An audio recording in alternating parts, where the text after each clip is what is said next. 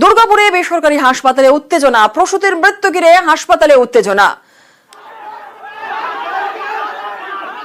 দুর্গাপুরে বেসরকারি হাসপাতালে উত্তেজনা, চিকিৎসার গাফিলতির অভিযোগ পরিবারের। আমাদের সঙ্গে রয়েছেন আমাদের প্রতিনিধি অর্পণ, আরো বিস্তারিত বলবে। অর্পণ, চিকিৎসার গাফিলতির অভিযোগ তুলছেন রোগীর পরিবার, ঠিক কি হয়েছিল একটু জানতে চাইবো। দেখো, দুর্গাপুরের শোভাপুরের একটি বেসরকারি মেডিকেল কলেজ হাসপাতালের বিরুদ্ধে চিকিৎসার গাফিলতিতে প্রসূতি মৃত্যুর অভিযোগ তুলে কিন্তু পরিবারের লোক বিক্ষোভ দেখাতে ব্যাপক উত্তেজনা চলে।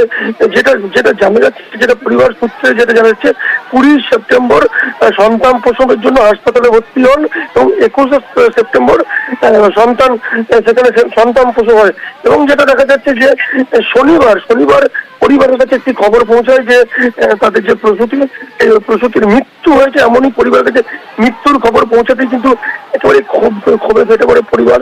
তারা হাসপাতালের সামনে যে মূল প্রবেশদ্বার রয়েছে সেই গেটের বাইরে বসে বিক্ষোভ দেখাতে থাকে রীতিমতো। এবং চিকিৎসকের যে ভুল চিকিৎসায় যে মারা গেছে এইরকমই অভিযোগ তারা আনছেন। এবং তারা কিন্তু একটা দাবি করছেন যে আর্থিক ক্ষতিপূরণ এবং চিকিৎসকের শাস্তি, এই দাবি রেখেই কিন্তু তারা মূলত বিক্ষোভ দেখাতে থাকে।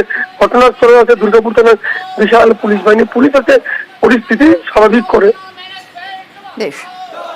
ধন্যবাদ। ভুল হয়েছে বলে অতদিন ধরে ট্রিটমেন্ট করছিল, ওরা বিনা পয়সাতে ট্রিটমেন্ট করছিল, মারা গেছে।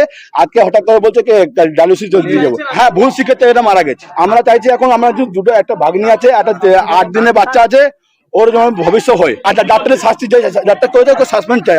আমরা চাইছি বাচ্চাটার পুরো ক্ষতিপূরণ ওদেরকে দিতে হবে। মাটাকে মেরে দিল, ডাক্তারের শাস্তি অবশ্যই চাইছি। ভালো পেশেন্ট হেঁটে এসে এখানে ডায়ালিসিস হচ্ছে, একটা ভালো মানুষের কি ডায়ালিসিস হতে পারে?